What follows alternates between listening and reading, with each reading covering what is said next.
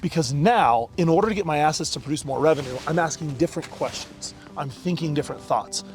Yeah. And as I do that, then I start to see the absolute imperative that I stop spending time on things that don't allow me to do that. Hey guys, it's Wes Israelson with Give Us It Podcast. I'm here up on the mountain for season 3, where we are on the snowmobile, we're on the ice, we're having a blast. If you are a leader, you're someone who owns a business, you're someone who wants to run your business, you're an entrepreneur, whatever it is, our goal is to connect with like-minded, amazing people out on the snow, doing something fun, even on the ice. If you want your chance to be a part of something special, network with some amazing people, share your stories, share your experiences, and help grow your business, help grow our business, help connect with other people, Give Us It Podcast, where we care about the way you sit. Who is amazing. So I just want you to introduce your name, quickly, a little bit about your business and who you are. Does that work? Yeah, happy to. So I'm Spencer Lowe. I started a company called Solved.cloud, where we help other businesses, primarily mid-market SaaS companies and financial services firms, to automate their business. And so, especially as AI is getting bigger and bigger, the imperative to be able to automate and systematize your business, whether it's human systems or technology systems, is really where all of business is continuing to move. And so that's kind of where we play. We have about 60 employees and are continuing to build and grow every year. Did I miss anything? No, that's great. We're going to dive through all that, but I'd love to. I want you to dive into being born, Sure. being moved, and everything that you've gone through. Yeah, so I was born in the Philippines. My dad was in the military, and so we were stationed in the Philippines. And I was born in 1989, and then when I was a little over 1, it was 1991, I believe, Mount Pinatubo erupted. So a volcano, 10 miles of mountainside. It's the second largest eruption of the last 100 years. And it just blew up. And we had a little notice, so we got out before it blew up. My dad was in security police, so he stayed to actually lead the evacuation and close down all the military base buildings and make sure no one was stuck in them. And so while he was doing that, we got shuffled around. We slept in a field with cardboard. We didn't know where we were going. It was my mom with 6 kids, and we got shuffled from place to place. We were on an aircraft carrier that was way overpacked. My brother fell through one of the manholes and broke his arm. So now she's got a son in a cast. We got sent to Guam. They put us in houses, and then a typhoon caught all the ash from the volcano, came and dumped it on us, and so roofs were collapsing, and it was chaos. We didn't know where our next meal was going to come from. We didn't know when we were going to see or if we were going to see our dad again, and it was just a crazy set of chaos. And so eventually we landed in Tempe, Arizona, and then only did one tour there and went to California, which is where I was raised. My dad got stationed at Clark Air Force Base out in California, and then ended up retiring from the Air Force there, and so that's where I was raised. Spent most of my time in Vacaville. And I think probably the most interesting thing about that story, and kind of the reason I share that story, is, my dad, I love my dad. He's been my hero my whole life. But he was raised in a time and in a way between, he had to work from the time he was a kid to help put food on his table with his parents. His dad was disabled late in his life. And so he grew up poor, and he grew up working hard and having to provide. And he really valued security. He really wanted to make sure he could take care of his family because of everything he went through in his childhood. And then, him and my mom would speak about emergency preparedness. And so they'd been through so many things that their biggest thing was like, how do we keep our family safe? How do we make sure that we can take care of them? And the way he did that, when he got out of the military, he went to work for a company, a hospital, because he had switched from security police at one point to hospital administration. And so he went to work for a private hospital, was making a lot more money, but it was a new role for them because he was doing hospital administration and teaching business to the residents there, which was something that not a lot of hospitals were doing at the time. And it made their residency more appealing, and it saved them a bunch of money. And so when he did that, they hired a consultant to come in, since they didn't have anyone internally to train him, and said, hey, come in and make sure this guy knows what he's doing. And so the consultant, after a week, said, he knows more than me about a lot of stuff. I would hire you right now to come be a business partner, start a business. I have my own business. You start your own business, and we'll work together to consult. And you'll make way more than you're making here. But he said, no, I'm going to stay here, because here there's a pension. And here, if I put in my time, I'll have my military pension and I'll have this pension, and that's security from the family, and that's what matters the most. Well, the biggest chunk of that hit at 10 years. And at 9.5 years at that hospital, New CEO comes in, trying to save costs. Oh, My dad's laid off along with, several other people. And so he didn't even get that pension that he was hoping for. And so he went back to that consultant almost 10 years later and said, hey, would you still be interested in going to business together? And he said, yes. And so he started his own company. They started consulting. He quadrupled his income in his first year. And I saw how our life changed at that moment, where leaning into entrepreneurship opened up a new way of living and opened up being able to give more and travel more and experience things that we had never experienced. And so for me, that was really formative of realizing, okay, I got to do that way earlier in life, because real security comes from what you become, your skills, your ability to go deliver, not from someone just making you some sort of promise or from a pension or from some quote unquote safe job. The real safety is developing the value and skills such that you are valuable no matter where you go. And you took all of that knowledge and you started what? So that informed what I was doing, because I thought, I want to be able to provide for myself. And so my parents made me keep track of my own money from the time I was 8. I had a spreadsheet I had to reconcile with the bank. I had to show my dad my register for my checkbook. I had to show where all the money was going.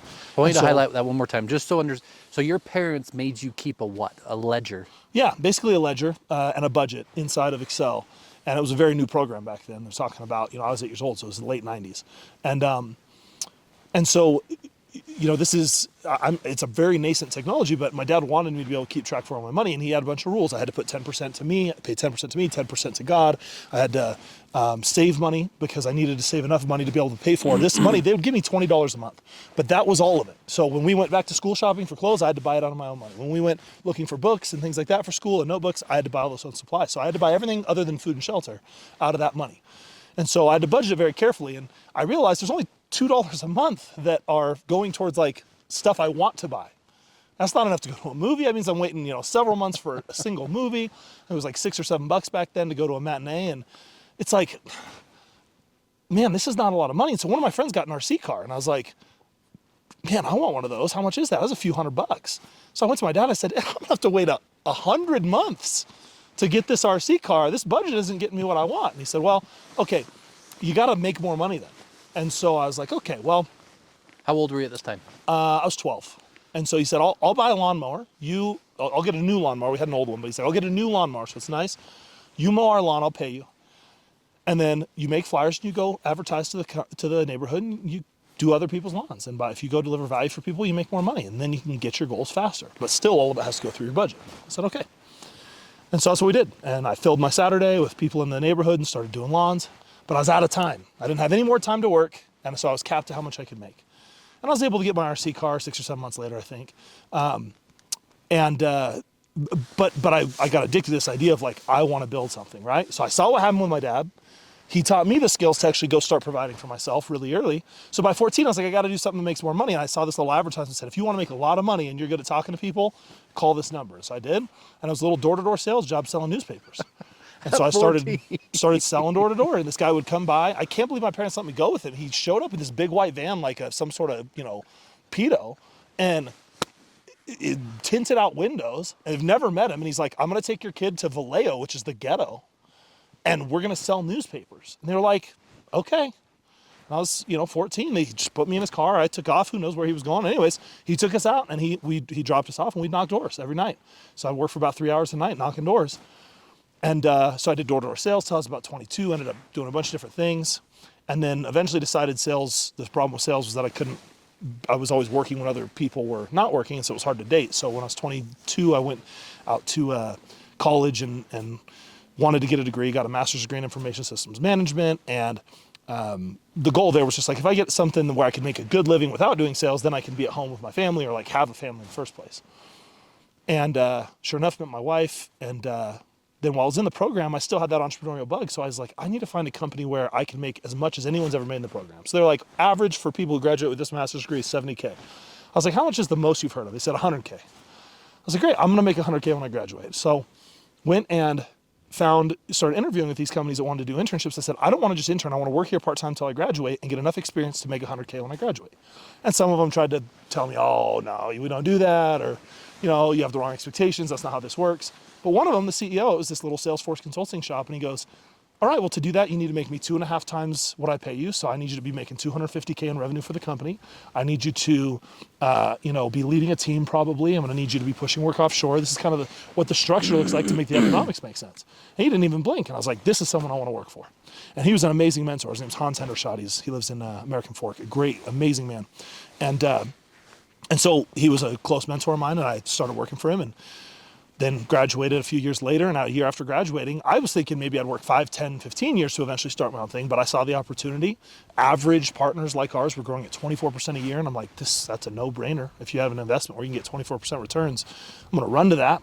Yeah. So, and I think I'm above average. So I'm like, I think I could do really well there. And so I left, told him, I said, hey, I want to go start my own company. He was very supportive, and started Solved, and that was 6 years ago. And we've grown. We did about a little over $7 million last year in top line revenue, and then ended up around, we've got about 60 employees right now. And it's been an amazing journey, and it's because of the mentorship from Hans. It's because of the ability to take all of that sales knowledge and everything I learned from managing a call center and all these other past jobs, and then adding a technical skill. And by taking the soft skill of sales and adding the technical skills around Salesforce at the time, it allowed me to build something. And it's turned into something really interesting.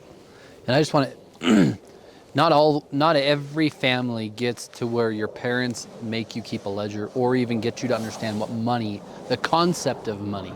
Now, what I love is that your parents got you to understand, hey, you get $20 a month. Now, this is how you allocate, and then this is whatever's left over is yours to do whatever you want with, right? Yeah. How important is that to teach your children now? Very important. My daughter just turned 8 last week, and so we're transitioning to a little bit more robust system with her. Up to now, what we've done is we do a quarter system. So we bought these little sort of piggy banks that have 3 slots. One is give, one is save, one is spend. And what we do is when they do work that is not their normal chores, we don't pay them to be good citizens, but when they do things I would pay someone outside the house to do, then I offered them, money. I said, hey, here's a job I have. Who wants it? And whoever steps up, then every job is 2 quarters. I try to size the jobs fairly, but basically the point is every job's 2 quarters. And what happens is when they're done with the job and we give them the 2 quarters, they have a paper ledger and they have to document with little tallies how many quarters are in each thing. And every time they bring out their piggy bank, if their tally's off, I take money away. So they have to keep the tally accurate. And then the second thing that happens is when they put the money in, if they put it in give, then the reward is when they fill up give and we go and we do some service project or do something nice with that money to give it, then we're going to take them out and do a party. We'll take them and do an ice cream party or something that they get to remember how fun it was to give. If they save, I double their money immediately. So their investment gets 100% return immediately. So any quarter that drops in a save, immediately I get another quarter, which is a really powerful signal to them of, oh, wow, I'm making a lot more money when I invest. And then the third one is spend. And when you put it in spend, the reward is you get to spend it. And that's the only reward. Yeah. And so that's what we've done with them so far, because they're 8 and 6 right now. And at 8, that's where we want to transition them into a little bit more of a formal budget. They've got more math skills now.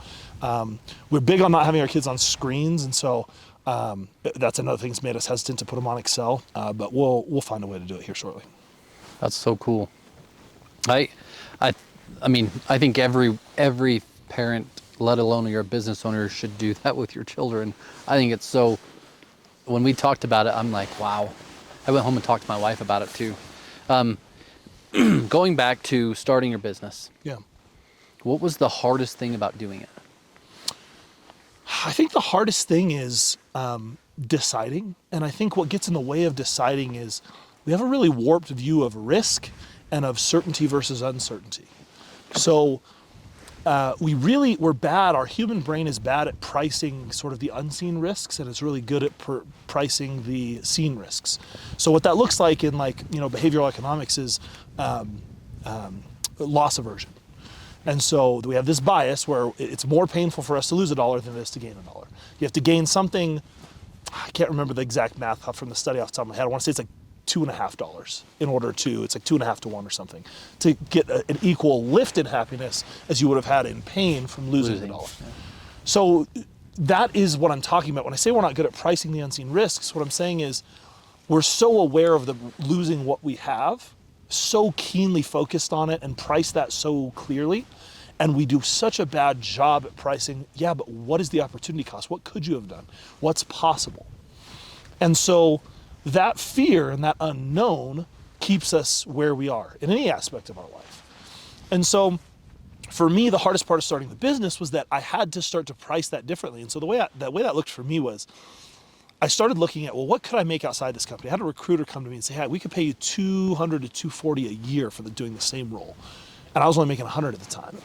And I was like, if that's true, if that's even close to true, if I could go interview and get close to double, then if I started a business today, and I had about 8 months saved up, and I think the first part of starting a business, you got to have your personal finances in order. It's fitting that we started with my childhood and personal finance because that becomes the biggest limitation for a lot of people. So I need the check. I can't go a month without pay. Yeah. So when you live in a way where your finances are in order, and you can do that on very little income, then you create the flexibility and runway to take risk. So I had already done that part, and I had about 8 months of savings to live off of. And I said, okay, if I go and I do that, and let's just say I make a little revenue, so let's say that's actually a year's worth, because I'm not gonna make $0 for 8 months. So I have about a year. If I go a whole year and I haven't made money, then I'll commit to stop, and at that point, I will go get the highest paying job possible, and I'll be break even within the next year. I'll have earned back everything I lost, because I'll be making almost double. Yeah. But if I succeed, what do I think I could actually do in revenue my first year? I was like, I think I could do $350,000 my first year. I don't think that's outlandish. I think it's very possible. And so I said, okay, well, if I do $350,000, I'm losing $350,000 by staying here, only risking $80,000 to $100,000. So all of a sudden the risk was turned around because I was able to price the potential upside, price what it could be, and realize that I was leaving that on the table by not taking action. And then the next step, once I got the risk reversed to where I knew how to price the risk of not taking action, and I started to feel more motivated, I went and I talked to everybody who'd done it, got them to tell me why I would be successful, what pitfalls, tried to get as much mentorship advice as I could. But then the biggest next step was I had to talk to my wife. And I told my wife, look, when I think about this, why am I even scared of losing the money? I've never been worried about money in my life, because when you start selling door to door at 12, or rather 14, you find out that you can always make money. I could go tomorrow door to door and sell anything and make $100 grand a year. I'm never gonna not have any money. And so if you can sell, you can always have some money. Your worst case scenario is it's not that bad.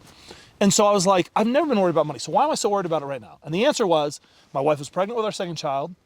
We had health insurance, and I was ultimately worried about the impact to her. And so I said, look, what I need to know is, if I start this business and I lose all our money, and we lose the house we just bought, and we have to move in with your parents, we live in the basement, and I have nothing to offer you, are you still gonna stay with me? We're still gonna be married. She was like, yes, absolutely. And I was like, are you sure? You mean that? Because it's okay if the answer's no. But I need to know that you're willing to let me risk all this and that you're not gonna leave me over it. She said, yeah, I'm in. And I said, okay, then I'm gonna do it.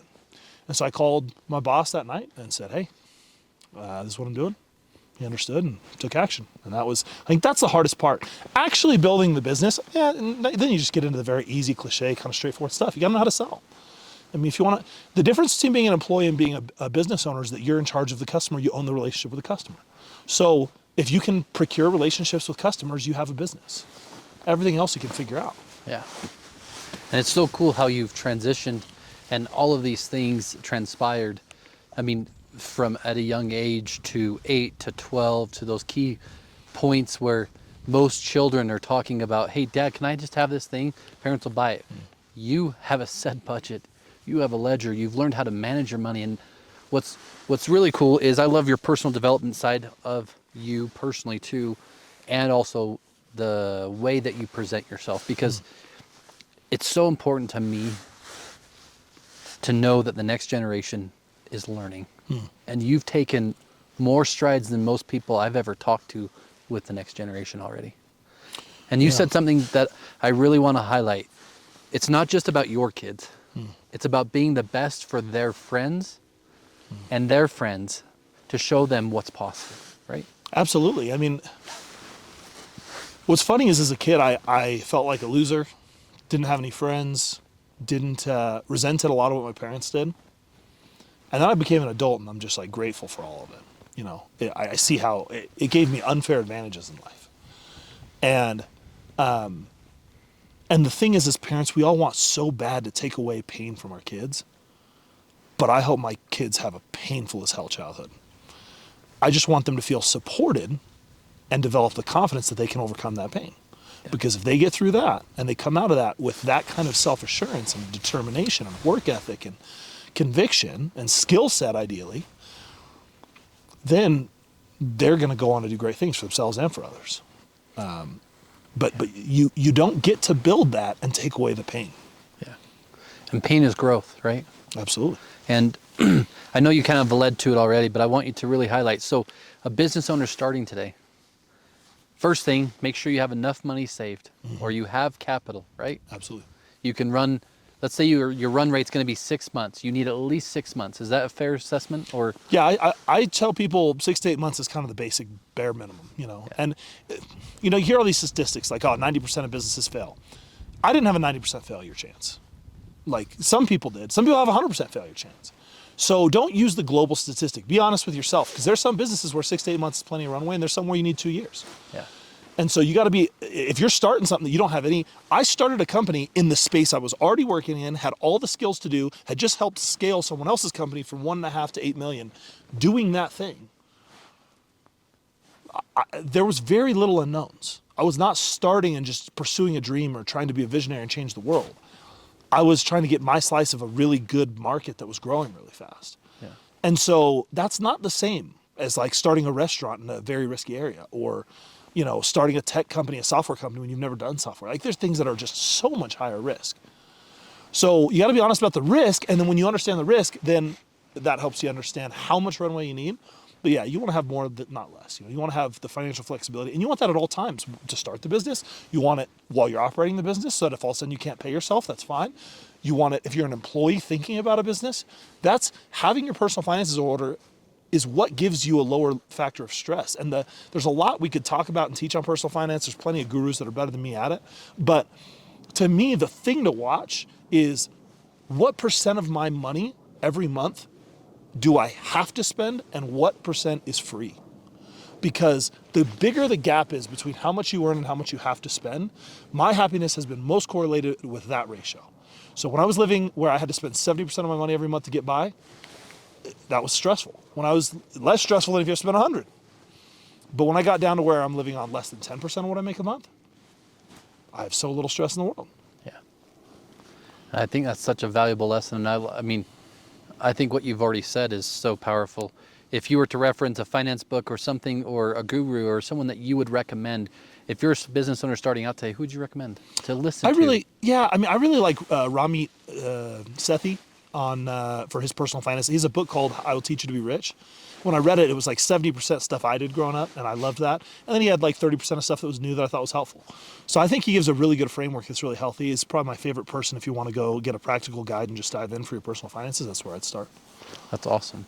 And then I love how you also talked about I don't want to say automating and replacing yourself. Yeah. Can you talk about that for a business owner today who's literally stuck down in the deep, working in the business every freaking day?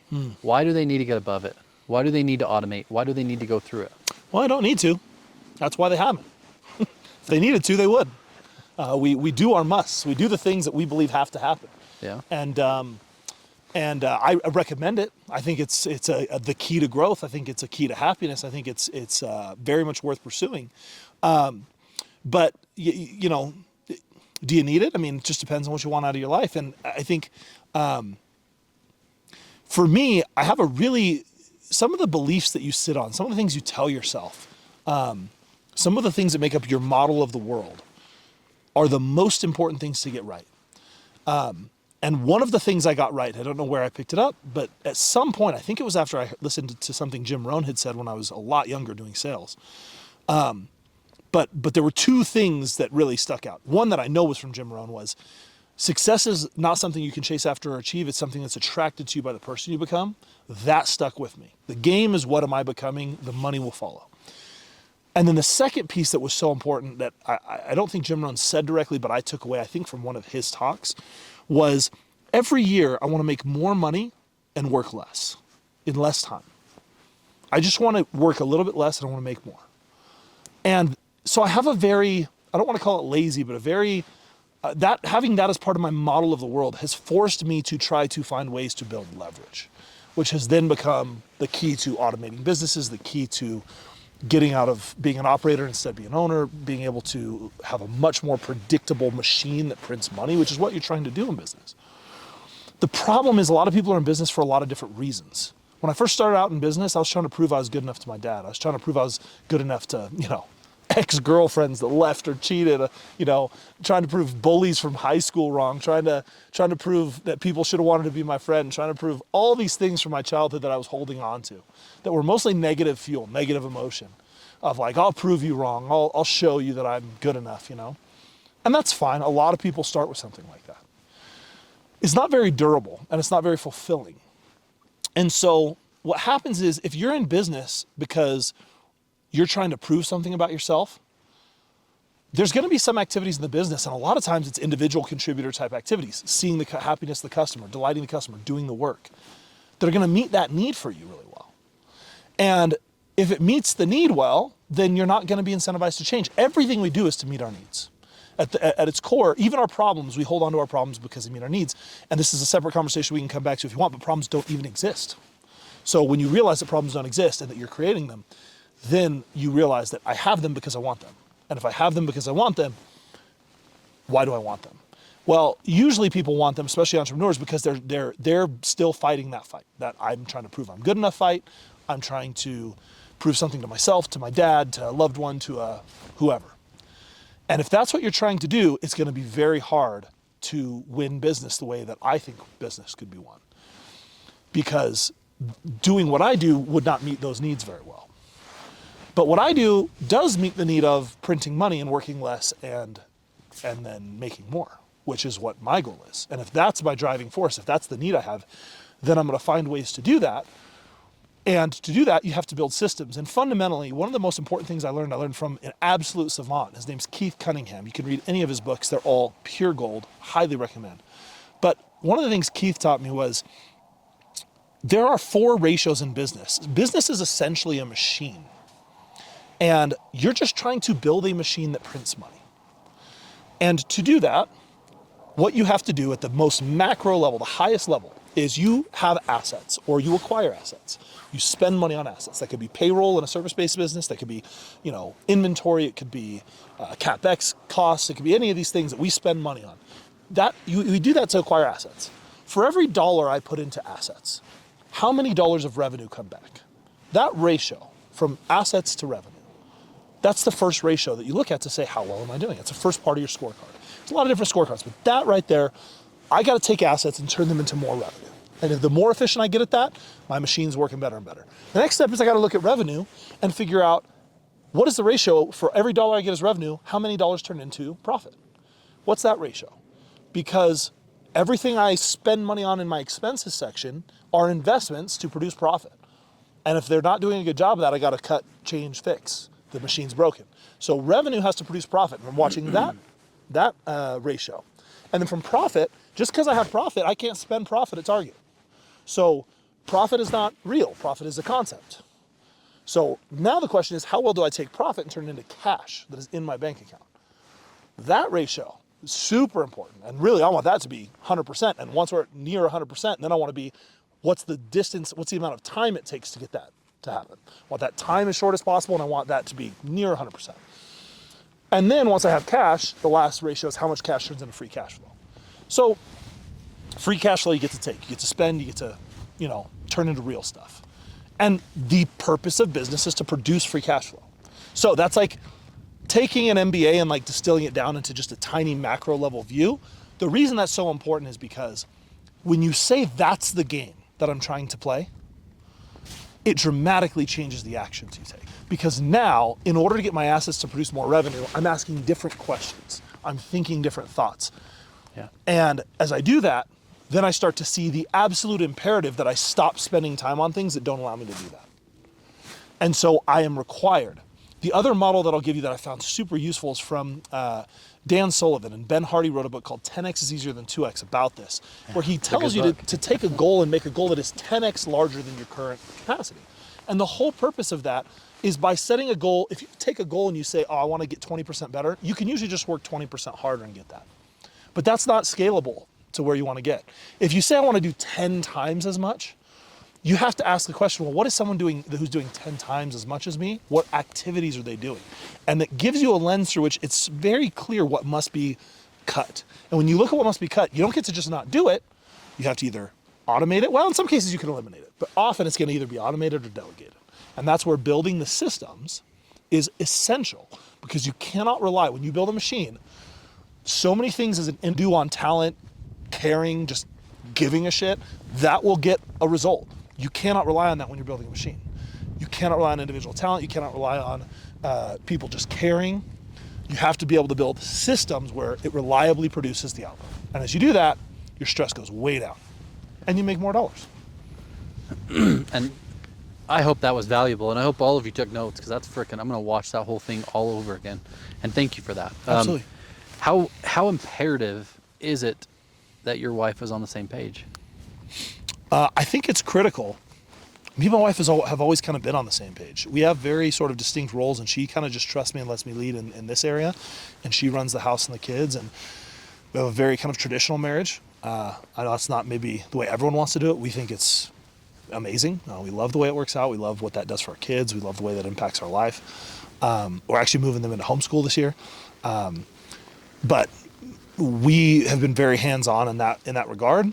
And what that means is that she's busy focusing on that, and I'm busy focusing on business. But on a values level, on a goals level, on a alignment of what matters, I think you have to renegotiate that regularly and get back on the same page, because the truth about marriage is that you're not the same person today you were yesterday, and you're not going to be the same person tomorrow. You know, people get divorced and think, oh, they changed. Yeah, I hope so.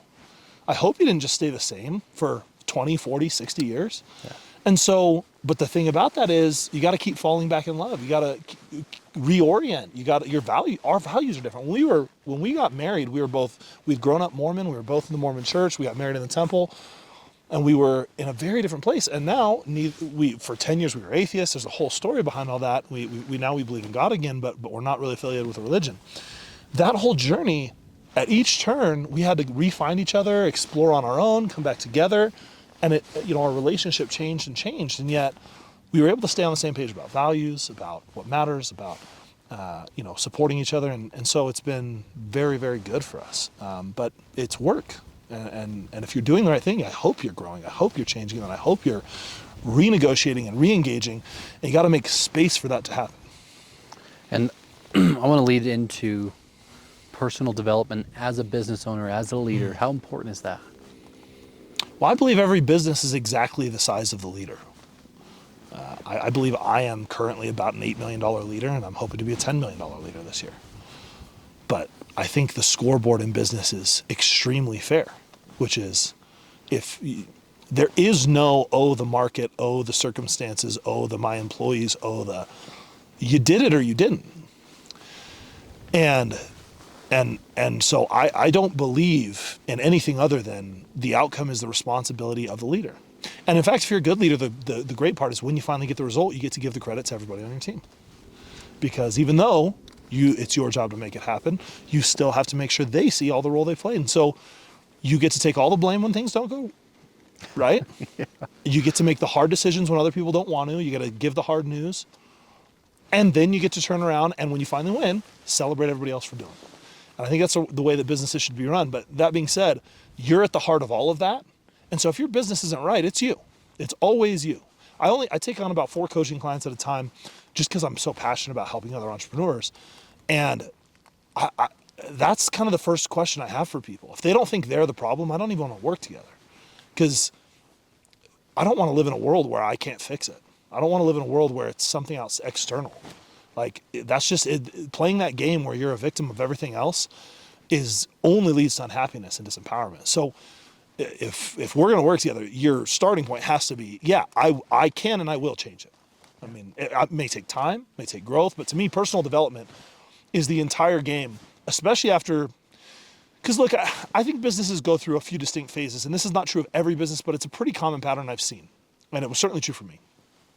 You have your individual contributor. I do it all myself. Then you move to, I now hire other people and manage them while I sell everything and do all the back end of the business. Then you get to, you know what, I'm gonna have someone else manage delivery or execution while I sell and manage finance and all the other back end stuff. And then you eventually are like, all right, I'm gonna get someone else to sell. And then you have other people selling, other people delivering, and then you start to build a management layer, you build an executive team, and finally you've sort of replaced yourself everywhere, and now you're leading an executive team. And I'm saying that really quickly, there's kind of like 6 or 7 distinct steps in there. The reason that's so important is that each one of those steps, you have to learn new skills and become a different person. What makes you successful as an individual contributor is not what makes a great manager. What makes you a great manager is not what's going to necessarily make you a great executive. What makes you a great executive isn't what's going to make you great at leading the executive team. And so there are different skills required. And what's really interesting is that in my experience, all my limiting beliefs, they're not me saying, oh, I can't do that. They're me being sure I can do it and then applying an old skill or an old belief that's outdated and failing because I'm so sure that that's the way it has to be done. And so usually what limits us is our certainty around the things that we've already succeeded with. And under stress, everyone goes back to the thing that they know. So if I'm great at delivery and it's super stressful as a manager and one of my clients is complaining, I usually am going to jump in and deliver. It's the wrong thing to do. Almost always it's the wrong thing to do. But we will do it because it alleviates our stress. And under stress, we know how to deliver.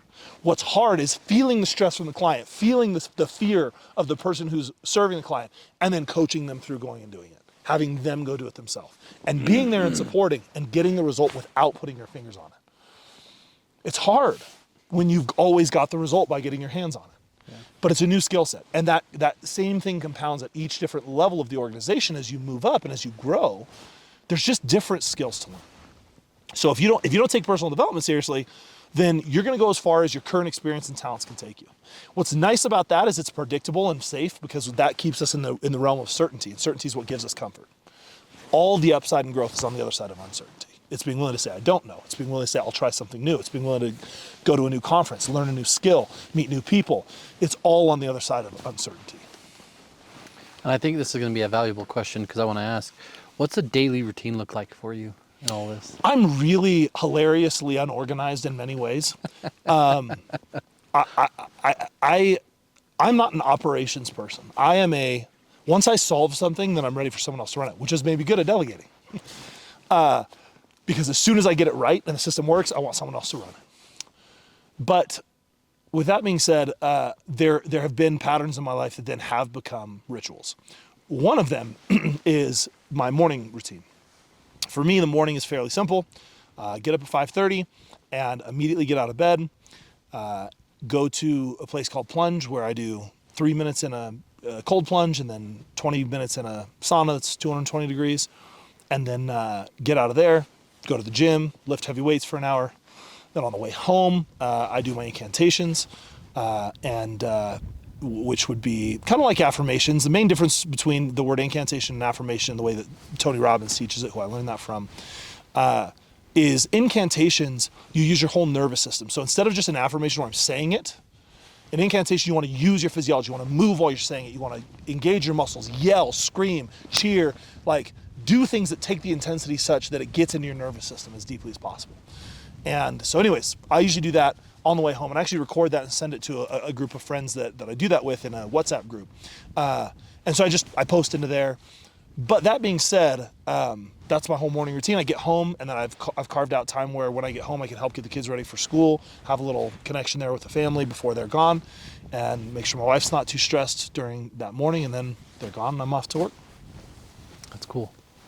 And then I guess here's another ritual that I got from Dan Sullivan, which is the way work looks is I have 3 things a day I do.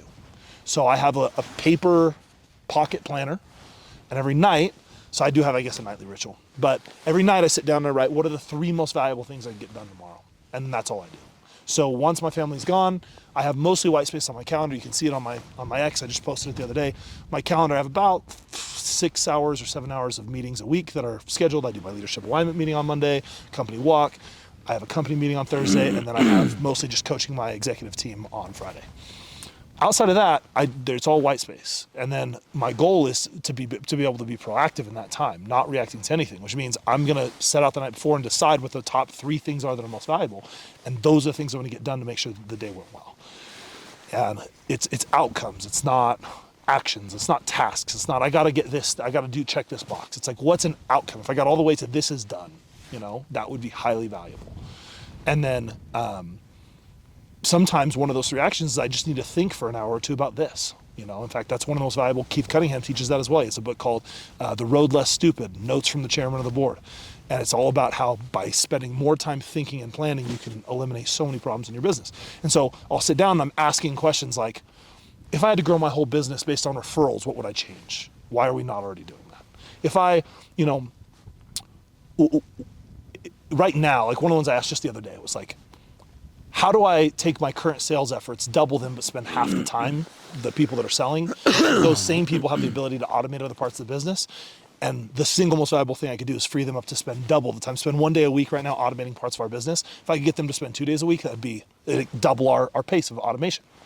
So how do I double that? Well, I need to save time. So that led through all the thought process it led to me telling them, prioritize right now automations that will double our velocity on sales. And that will allow us to then take your time and double the speed at which we're automating everything else. So coming up with those type of ideas, you got to wrestle with them. You got to think about them and then ask good questions, better and better questions. And so that dedicated thinking time is something I do regularly, 1 or 2 times a week, so that I can get to the most valuable things, because then you're focused on the things that will actually unlock the business. So that's a ritual I have, is that I only do 3 things a day. They're handwritten in my planner. And then at the end of the day, I do magic moments where I write what I'm grateful for that day and compare how I did. And then I plan the next 3 things for the next day. And that's all that's in there. I stopped doing it on my phone because it was too distracting. And so it always happens. And then I like having a physical copy too, because I can thumb back through different weeks and just see, this is how it went. This is what I got done. It's nice. And we had talked about 2 things before. So the very first day I met you, we were in a CEO group, and it was a dinner. All of us shared a personal experience or what we're kind of going through, and you shared you let go of some employees today, right? Yeah. Someone that's facing that decision today to let go of someone or to let go of people, multiple, what do you tell them? Well, I think it's very important how you come to that decision. Yeah. So for me, how I got to that decision was I looked at the machine. And I saw that the problem with the machine was our labor mix had gotten skewed over time, because I really valued my people and wanted to retain them. And I had allowed myself to move from a mix where we had about 50% of our labor full-time staff, and the other 50% was a mixture of interns and offshore. And we had skewed up to like 70% full-time and then offshore, and we had almost no interns. And so I made decisions that got me to where my machine wasn't working right. And that meant we were less profitable, it meant it was harder to give raises, it meant all sorts of challenges that we were facing. And so there was no one in my company I wanted to let go of or that deserved to be fired. I mean, we do a good job of managing people out if they're not a fit. So this was more in order to fix the machine, I've got to let some people go. And so I think I had a lot of certainty having done that analysis and knowing that I had made the mistake, which then made it easy to go to them and tell them the truth. Hey, it was my fault. I let us get here. I made the decisions to get here, and I'm sorry. You decide about what you're going to do for them in terms of severance, what you can do in terms of severance and benefits to make sure you're doing right by them and being fair to them. And I went and gave them the news myself and said, look, this is what's happening, and it's on me. It's not your manager. It's not anyone else. I'm choosing this. This is what happened. And so, and then I worked actively after they left to try to help them get jobs. And both of them now, I have confirmed that one of them got a job and the other one, I believe, has a job. So, I think you have to go about your process the right way to know it's the right thing. Yeah. But when you know it's the right thing, once you know it's the right thing, you need to do it immediately. Because from that moment forward, now you're just playing a game about your identity. See, because I had an identity. I had identity statements like, I've never laid anybody off. I loved that statement. Yeah. I was really addicted to that. It made me feel like a good employer. It made me feel something I could tell my employees to give them extra comfort and safety. Now, I can't say that. Yeah. But I can say I did the right thing. And I can say that I did right by the people that left. I did right by the people that are staying. My brother-in-law bought a law firm and was managing it. And one of the things he told me, because he ended up going bankrupt and out of business, and he said, because I was unwilling to lay some people off, I laid everybody off. And so when you do the wrong thing, you're laying everybody else off. You're just doing it in a cowardly way because you're not confronting the issue. So your process to making the decision really matters so that you get the right moral conviction. But the second you have the conviction, you know what the right thing is to do, you need to do it quickly, you need to do it fairly, you need to move on it. And I had someone who called me that is a coaching client of mine just last week and was like, I'm literally at a trade show. I know this salesperson has to go. What do I do? And I said, you fire him right now. And this is the process. Let's walk through it. But it's got to happen now. Do not delay. You called me. What's funny is he had talked to me a month ago and said, I think I might need to let this person. I said, do it. From everything he told me, I knew it was the right thing, and I started telling him to do it. And he's like, oh, And so he came back to me a month later, and he goes, I should have listened then. I'm ready to listen now. And so we got a plan. We let the person go. We did it the right way. We followed the right process. And on the way out, he said, look, I know what the numbers have been. You're right. I haven't delivered. And thank you for being so kind and treating me the right way. And, you tend to sort of think it's going to be so painful and so bad. But, again, when you follow the right process and do the right thing, it's not something to be scared of. You get scared because you're dealing with your own identity. And so that part you got to get coached through or work through so that you're not fighting yourself. And something you said that I just want to highlight. So businesses today, or anyone running a business, if you're not understanding the processes he's laid out, that he's learned, that he's trying to implement and or has implemented, every time you come up to a critical decision, you're basing it off of feeling only, or basing it off of scarcity. If you have the system proven and you know what needs to happen, your certainty's there, right? The decision to do it's clear, and you know you need to do it, and there's no backing out of it. It's just a matter of, hey, sorry, this is what we're going to do, and I got to do it right now, right? Yep. Committing and go, right? But if you know your numbers and you know the process and you've set all these things up and you're actually following it, things get better. We often coach our consultants to tell our clients that, perfect is never the standard. We're going to do our best, and we're going to act in good faith, but we're not going to be perfect. And then when we get it wrong, we'll do fair by you. But that doesn't mean you'll be happy with the outcome sometimes. Yeah. And so we can't have perfection as a standard. In fact, Tony says perfection is the lowest standard because it's unattainable, and I think that's an interesting idea. But the same applies to us as business owners. Sometimes we have this standard for ourselves of perfection, and the reality is if you know you messed up, just own it and go tell people. Yeah. So many leaders get so worried about what people are going to think. You lose more trust trying to pretend you were right than you will ever lose by admitting you were wrong. And if you just admit you were wrong, people appreciate the transparency and the vulnerability, and then they'll trust you to keep leading them. And I've made a bunch of mistakes as a leader and as a CEO, and I still do, and I tell people that very openly and honestly. But long term, I'm going to win, and I've proven that, and you can have confidence in that. And so I understand if I lose your trust and you don't want to be here, I get it, but I'm going to do everything I can to earn your trust. I'm going to make the best decisions possible. I'm going to do what is right for the business and for those who are still here at every turn. Yeah. That's all you can do. I think it was Joe Rogan who referenced this, but Tom Brady had a speech and he was talking about it. He goes, Tom, tell us about all your great wins. And Tom said, man, I want to tell you about all the times I lost, because that's where I learned. It's not when you win. You don't learn when you win. No. That's a result of the action you're taking here. It's not what actually changed or got you to be better. Growth comes from when you lose. Yeah. It comes from those times that you had to make a hard decision and it doesn't feel right, or it feels right, or whatever, or the lack of making the hard decision, something else catastrophic happens, right? Yeah. What's a good client or referral for your business? Well, for Solved, we mostly work with mid-market software businesses is our biggest segment. And then we work a lot with RIAs and wealth managers. We have 30 to 40% of our businesses there. We do a bunch of other little stuff. What really makes someone a great fit for us is they're using Salesforce.com or they're considering implementing Salesforce.com. That's the biggest segment of our business. The second part of our business is we do a bunch of automation within Salesforce, but we also do it with AI and totally off platform. So if someone owns a business and they want to automate their business in any way, that's a good customer for us.